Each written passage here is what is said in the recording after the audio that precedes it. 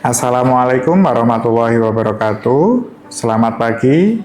Saya Muhammad Amirul Haq, ST, MSc, PhD, selaku dosen tetap program studi S1 Informatika Fakultas Teknik Universitas Muhammadiyah Surabaya. Pada kesempatan ini, saya akan menjelaskan secara singkat mengenai mata kuliah pembelajaran mesin yang saya ampu.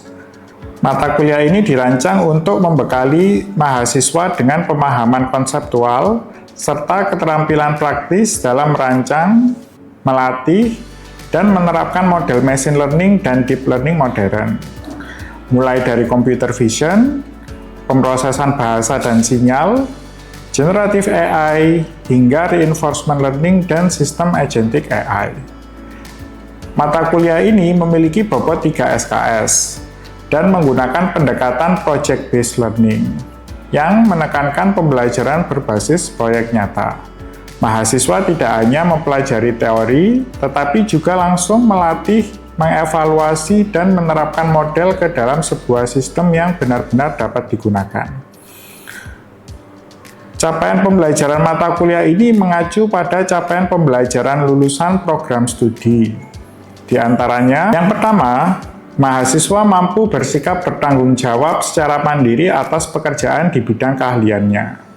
Yang kedua, memiliki pengetahuan dalam mengembangkan algoritma dan metode berbasis perangkat lunak.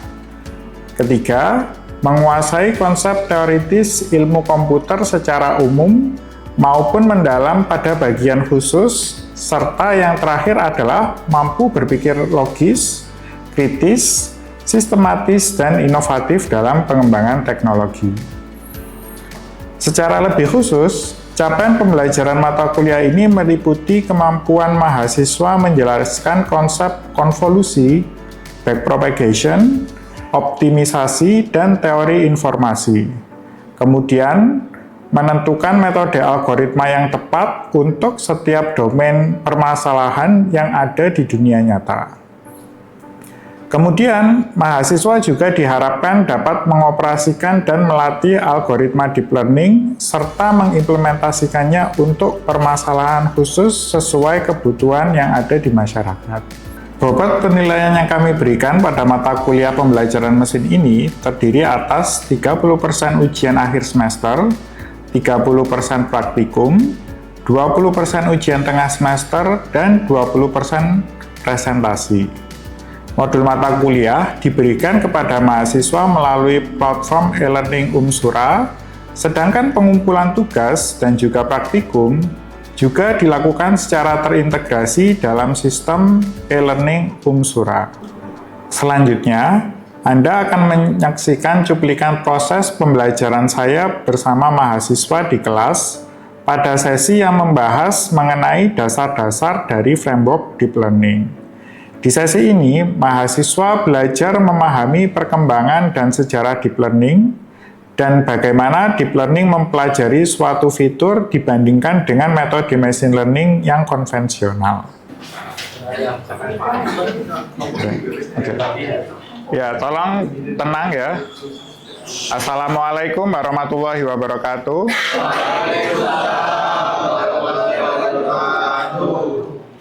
Ya, selamat datang di mata kuliah pembelajaran mesin.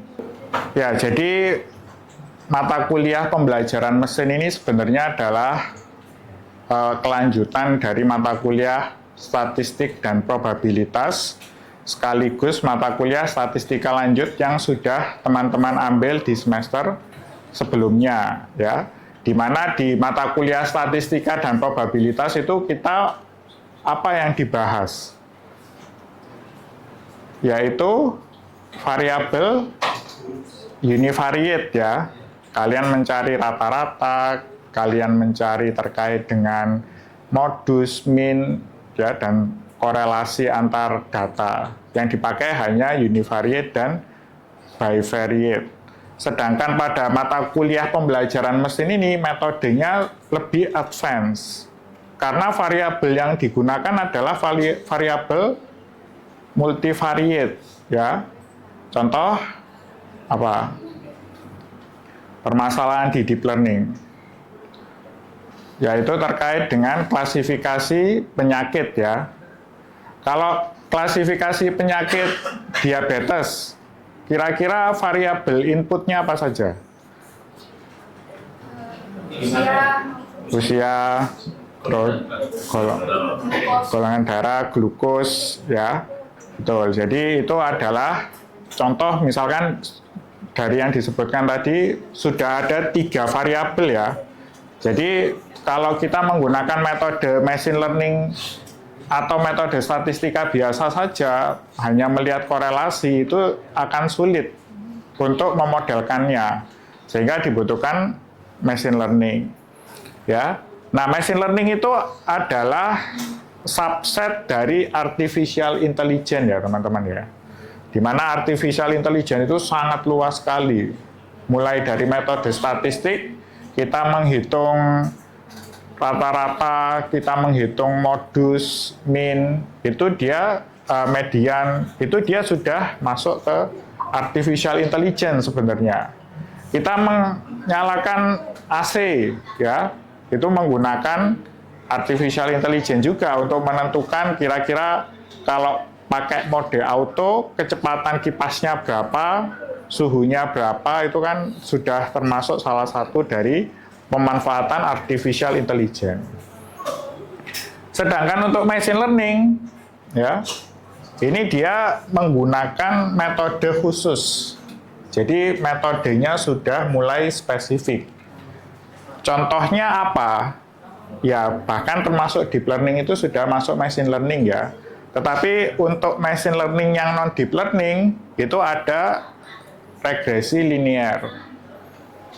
Kalian pakai di Excel ya, Microsoft Excel itu kalau kita tarik garis gitu ya, dari angka 1, 2, 3 kita tarik ke bawah, itu kan akan muncul interpolasinya ya, ekstrapolasi 4, 5, 6 sampai seterusnya. Itu dia sudah masuk ke dalam kategori regresi linear ya. Kemudian ada K nearest neighbor, K means ya, decision tree, random forest, SVM, fuzzy logic, PSO, particle swarm optimization, sama genetic algorithm.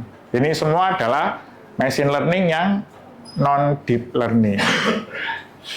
Kalau deep learning ini apa? Apa namanya deep learning? Karena belajarnya dalam ya. Betul.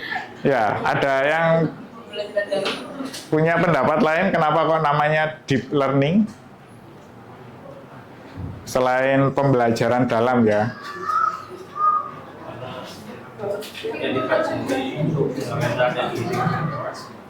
Ya, karena yang deep learning itu mempelajari fitur tapi yang fiturnya tidak bisa terlihat secara kasat mata ya teman-teman ya. Tapi kenapa kok dinamakan deep learning? Itu sebenarnya karena untuk metode-metode ini itu tersusun dalam layer ya, dalam lapisan-lapisan begitu ya. Dimana lapisannya itu dikatakan dalam karena lebih dari satu begitu ya. Mulai dari yang paling pertama multilayer perceptron, ini hanya neuron-neuron saja begitu ya teman-teman ya.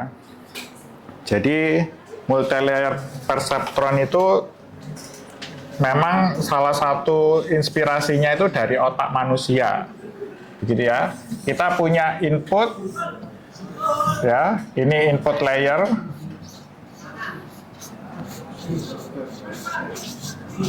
Kemudian kita memiliki hidden layer.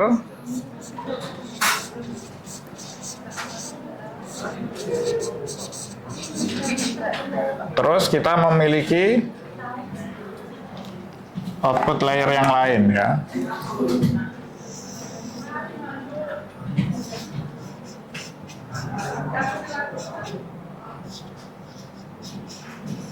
Ya, di mana ini sebenarnya bisa diartikan sebagai sebuah regresi juga ya teman-teman ya. Kalau kita punya persamaan regresi itu kan Y sama dengan MX plus B begitu ya. di mana M dan B ini ditentukan oleh hidden layer-nya ini. Gitu ya, kita punya input satu variabel ya, X.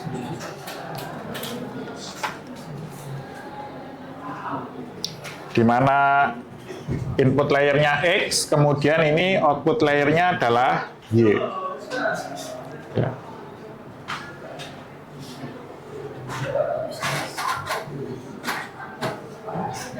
Nah, hidden layer ini bisa lebih dari satu gitu ya.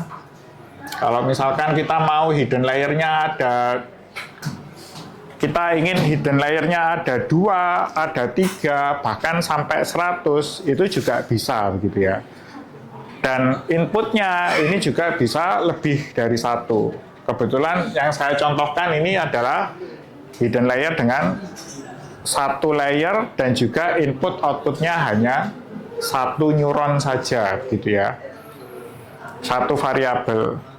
Kemudian setelah multi-layer perceptron ini di tahun 1985 ya teman-teman, ada yang namanya sequence model. Ya, jadi sequence model ini dipakai untuk memprediksi data sekuensial ya, data time series. Misalkan kalau teman-teman ada yang mau melakukan trading saham ya, seperti teman kalian Arya tadi, atau trading gold, itu kan dia ada grafiknya ya, ada trennya. Dimana ini bisa kita lihat apakah trennya naik atau trennya turun, gitu ya. Nah, dari situ bisa memprediksi, kira-kira kalau saya beli jam ini, akan naik harganya atau akan turun, begitu ya. Apakah harus sell, apakah harus buy? Itu menggunakan sequence model. Kemudian ya, yang membuat deep learning itu menjadi booming ya teman-teman, itu adalah saat convolution neural network ini mulai dicetuskan ya oleh Yann LeCun. Itu pada tahun 1998, tapi pada saat itu hanya bisa untuk memprediksi digit saja. Apa nama datasetnya? Untuk prediksi digit, CIFAR itu untuk klasifikasi gambar ya. Kalau untuk digit apa? MNIST ya, betul ya. MNIST dataset. Ya, ini kalian sudah terapkan ya di mata kuliah apa, statistika lanjut dan sains data ya. Betul. Betul ya. Nah, ini adalah contoh dari penggunaan convolutional neural network. Tapi karena dia hanya bisa mendeteksi digit saja, kan masih terbatas. Pada waktu itu masih hanya digunakan di kantor pos Amerika untuk sorting surat, sorting paket, berdasarkan dari kode posnya. Ya, jadi kalau dulunya pakai manusia untuk membaca, oh ini kode posnya sekian, dimasukkan ke kotak ini. Sekarang dia sudah menggunakan AI ya, ini salah satu contoh dari penggunaan AI untuk aplikasi di dunia nyata. Kemudian muncul gebrakan lain, yaitu tahun 2012, di mana CNN itu dipakai di dataset apa teman-teman? Dataset ImageNet 2012 ya. Ini nama modelnya apa? Kalau MNIST ini kan namanya LeNet, berdasarkan penemunya ya.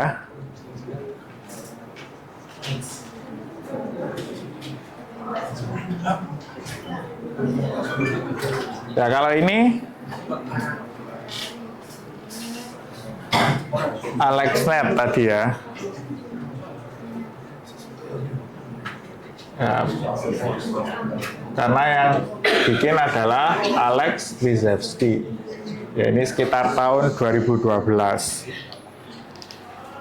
Oke, kemudian ada deep reinforcement learning. Kalian kalau pernah dengar AlphaFold, AlphaZero, AlphaGo, itu contoh penggunaan dari neural network atau deep learning untuk reinforcement learning. Tapi masih terbatas hanya untuk game saja, permainan-permainan saja, gitu ya. Sampai akhirnya kalau sekarang deep reinforcement learning itu sudah dipakai untuk agentic AI mulai dari OpenCloud, ya pernah pakai ya, Hermes, ya, atau bahkan sekedar cloud ya. Cloud itu kan sekarang dia kalau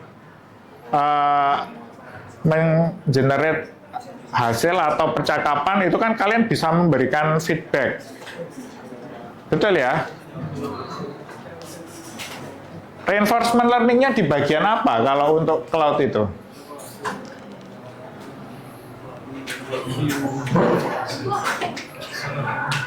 Ya, kalau Cloud, Gemini, ChatGPT itu sekarang masuk reinforcement learning karena menggunakan RLHF. Apa ini singkatannya? Ya. Reinforcement learning. Ya. From human feedback. Human feedback.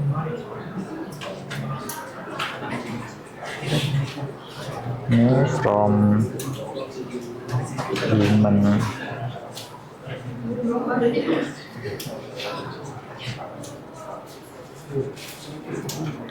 Ya, jadi ini sekarang reinforcement learning bukan hanya dipakai untuk game saja ya sejak ini, tapi dia juga bahkan untuk chatbot itu sekarang menggunakan reinforcement learning juga. Kalau kalian misalkan pada saat percakapan dialog itu memberi sentimen yang buruk, ya ada sentimen analisisnya juga teman-teman di ChatGPT, Gemini itu. Kalau kalian bilang pernah enggak di sini marah-marah ke ChatGPT atau ke Gemini? Pernah ya? Ya, itu contoh feedback yang buruk ya, feedback negatif. Sehingga kalau dia menjawab, dia tidak akan mengulang jawaban yang sama. Kalau kalian memberikan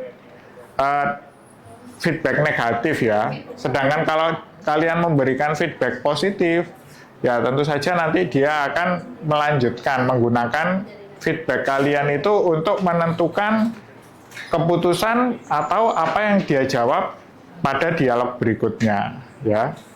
Jadi sekarang itu hampir semua model itu saling berkaitan ya. Satu aplikasi itu tidak hanya menggunakan CNN saja, tidak menggunakan reinforcement learning saja, tapi juga menggunakan banyak model-model yang lain ya. Generative Adversarial Network ini muncul tahun 2014 ya, yang merupakan pendahulu dari Generative AI yang sekarang. Walaupun memang untuk Generative Adversarial Network sekarang sudah tidak digunakan lagi. Karena diffusion model dan nerve model itu sekarang sudah sangat-sangat canggih. Ya, transformer itu juga dia untuk memprediksi kata selanjutnya, mengenerate teks itu juga sudah sangat canggih. Ya, tapi Generative Adversarial Network ini merupakan milestone ya teman-teman ya. Nah, yang membedakan antara machine learning dengan deep learning itu kira-kira apa?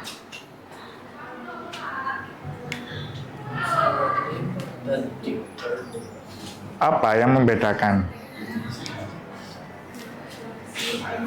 Ya.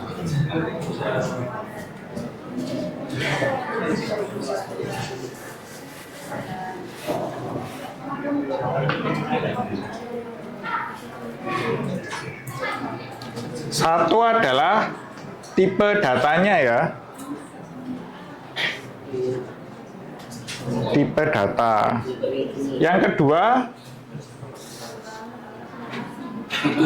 fitur ya. Yang kedua fitur. Kalau machine learning itu menggunakan data apa?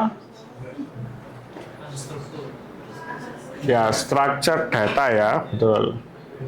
Kalau ML itu pakai structured data. Intinya adalah data yang dia itu bisa disimpulkan atau dikompilasi dalam bentuk tabel. Itu adalah structured data. Sedangkan deep learning itu menggunakan unstructured data. Kalau fiturnya,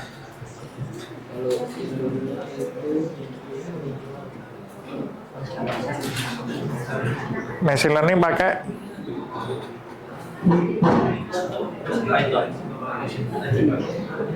handcrafted feature ya.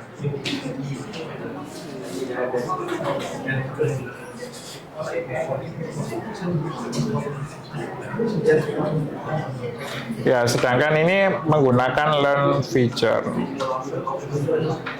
Ada pertanyaan terkait dengan ini? Oke, Isa. My question is, what's the disadvantage about machine learning and generative artificial intelligence? Oh, Oke, good question from Isa ya. Dia menanyakan apa kelebihan dan kekurangan dari machine learning dan juga terkait dengan deep learning ya, terutama generative AI. So the difference between machine learning and deep learning is machine learning use handcrafted features. So it means that it can only be applicable in structured data that has clear features. For example, to predict diabetes, we know that the feature is the glucose level of the patient, the age, and then also their history. Yeah? It means that the data is clear, the feature is clear. That is the advantage of machine learning. You can know clearly which feature is important so that you can verify its truth. Yeah? But for deep learning, because it doesn't use clear feature, they use learn feature from what they learn by themselves. It is also sometimes called unexplainable AI. Thank you for the question, Isa. Any other question? Ada pertanyaan lain? Oh ya, silakan, Zidan. Saya mau bertanya Pak, ini kan sekarang sudah ada deep learning ya Bapak ya? Iya. Apakah kita masih butuh untuk machine learning gitu Bapak? Dan kapan sih kita harus menggunakan deep learning dan kapan sih kita harus menggunakan machine learning? Ya, pertanyaan yang bagus juga ya dari Zidan ya. Kan sampai sekarang itu sudah ada deep learning ya dan juga sudah sangat canggih. Kita tanya ChatGPT apapun itu dia bisa dijawab dengan mudah. Tapi kelemahan dari ChatGPT apa? Kalau kalian sudah mencoba modul 4 ya, apa kelemahannya? Modul 4 dan 5. Mengimplementasikan deep learning. Lemot. Ya, terus kadang bias. Terus ada lagi? Ya, butuh hardware yang mahal ya. Jadi itu adalah kelemahan dari deep learning yang membuat machine learning sampai sekarang masih dipakai. Kalau misalkan alat kalian itu dia yang alat misalkan wearable device begitu ya, contohnya smartwatch, atau kalau kalian ke klinik-klinik begitu ya, itu kan ada alat untuk mendeteksi apakah seseorang terkena diabetes atau tidak itu ya, yang kita cuman pakai memasukkan jari kita sendiri itu terus dia sudah bisa membaca. Nah itu kan dia tidak menggunakan komputer yang besar ya. Jadi itu salah satu contoh. Jadi itu adalah salah satu kelemahan dari deep learning juga yang membuat machine learning itu sampai sekarang masih digunakan. Ya. Oke. Ya, terima kasih pertanyaannya. Pada pertemuan kedua mata kuliah pembelajaran mesin tadi, kita telah membahas terkait dengan dasar-dasar dan perkembangan metode deep learning. Pada pertemuan tersebut, mahasiswa diajak untuk mempelajari terkait perbedaan antara beberapa metode AI, sekaligus membedakan antara machine learning tradisional dengan deep learning. Kesimpulannya, deep learning merupakan subset dari machine learning, di mana deep learning dapat mempelajari fitur mana yang penting dari sebuah data tanpa memerlukan definisi eksplisit dari programmer. Sekian presentasi dan video dari saya. Terima kasih.